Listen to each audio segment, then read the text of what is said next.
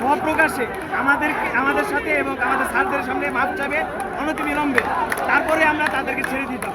কিন্তু আসিফ নজরুল সাহেব তো মাপ চাইছে ভিতর থেকে, যেটা আমরা কখনো আশা করি না। এটা কালকের থেকে চাওয়া হয়েছে, কালকের থেকেই আর্মি বলে মাপ চাই।